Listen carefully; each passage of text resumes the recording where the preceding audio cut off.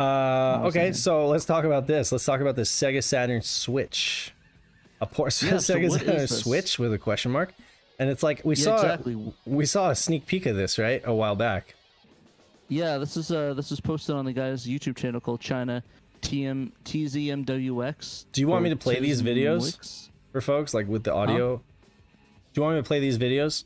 I could just mute the audio. For it. I probably want to mute them though. They have music in the background. I gotcha. See if I can go full screen here. Oh, that did not work. I mean, a little bit. Okay. A tiny bit. Tiny bit. Little bit. So yeah, there was the progress working on it. You had the Saturn portable. I think we reported on that a while back, and it was just, you know, 3D printed body with the controller kind of hacked in there. Glued in it. Yeah, 4 megabyte testing. Then he actually got like the full 3D printed body, which was cool. It's kind of a low res 3D print, but I mean, you know, you could sand it up, right? That's just for testing, right? Yeah.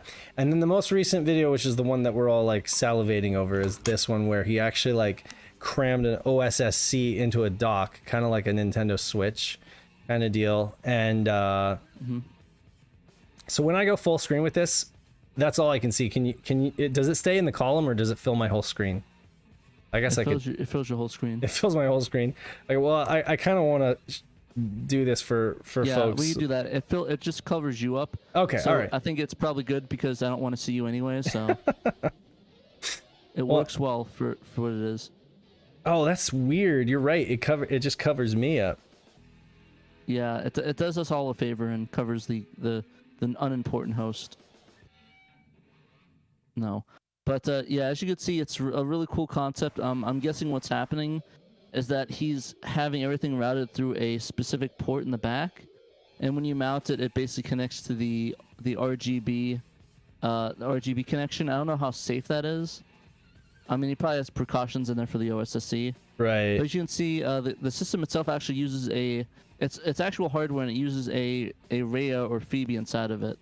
And you can plug in controllers, so it reroutes the controllers, and they all work. So like even the wireless ones work. How did he miniaturize? I mean, like there must have been a lot of board cutting going on in there, right? And like getting a Rhea and a Phoebe. I mean, that's just crazy. Yeah, he's got the two-player it's probably going a lot on. of probably a lot of like I said, a lot of board cutting, a lot of layering of boards. Yeah, lots of bodge wires, lots of exactly. It probably looks like a rat's nest inside, but you know, from the outside, it looks actually pretty good. Yeah. Cool proof of concept. It would be awesome. I think at one point he was selling one of these, or maybe I was mistaken.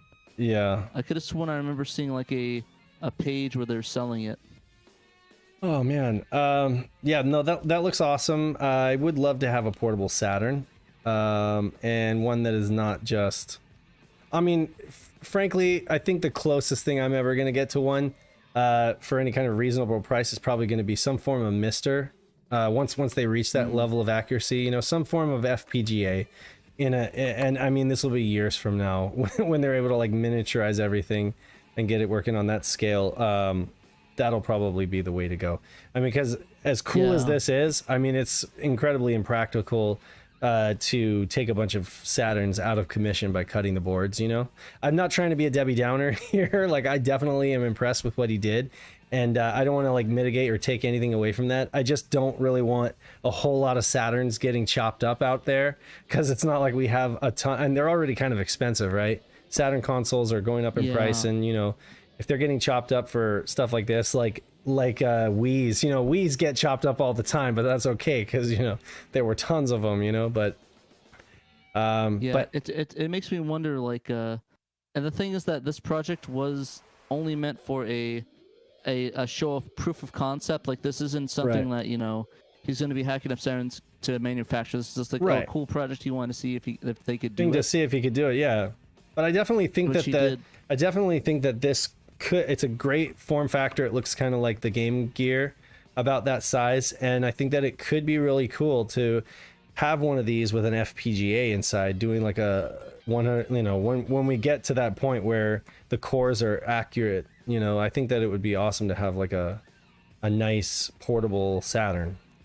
In the Like meantime, a Mr. Handheld, I'd be down for that. yeah, I mean, in the meantime, you can do if you have a beefy smartphone, you know, you can get Saturn emulation going on your phone and kind of get an experience of it. But I mean, it's kind of laggy, to be honest. It's just not quite there. Yeah, it's kind of interesting, and I'm excited for the concept of it. Like I said, I did an initial like eyeballing of prices for it. So I guess the Saturn probably range for $50 to $100 alone. The screen's probably about another $40. The buttons for controller maybe $30. The dock is probably an easy $300. Putting it all together is probably another $300 labor. So you're looking at maybe close to like $600 to $1,000, give or take, for the entire thing if you wanted one yourself. This entire project. Yeah. And we don't know exactly how long it would last. Its lasting power, it's the case. But like I said, I don't even know if this is going to be an actual sellable project. The Steam Deck. Yeah. They're getting Saturn emulation on Steam Deck. Nick just mentioned. Now that's what I was kind of thinking of. Yeah, Steam Deck. I think that'd be a good option for that. I kind of want to get a Mr. Mini, like a portable Mister. That'd be kind of cool if they ever design something like that. I'm sure they will. I mean, the Raspberry Pi took that kind of course, where it just kept getting smaller. And I know that's emulation, but I mean, I see the Mister probably getting smaller as chips get smaller and everything like that, and more like integrated. To be honest, it's actually pretty small enough to get a handheld of that size. True. You could, as it is, you could build, you know, if you didn't need all those output boards and stuff like that, you could make a Mister work. Totally. I want to mention that Nick is in the chat, and he said that his NBA Jam episode is going to be longer than expected, and that is always good news for me because that's exactly, I wouldn't have it any other way. I'm looking forward to that Sunday matinee where I can just set aside like an hour or two of time for an NBA Jam expose, and he's gonna have his friend Tito. TV just died, so I'm gonna have to wait.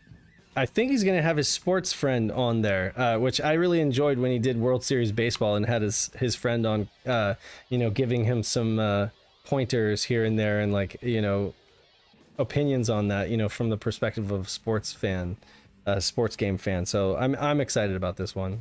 I'm all for it. But yeah, like I said, keep an eye out for that Saturn Portable. I don't know if that's ever going to be a thing that you could buy. I could have sworn I saw some for sale, but maybe I was dreaming. But if there was, I'll find the link to it. Maybe someone was just trolling you. Maybe somebody like took a picture and then just like put it up on eBay. I don't know. Yeah, I think it was on like AliExpress though or something. Oh, was it really? Hey, anything's possible. I think so. But yeah, so that's cool.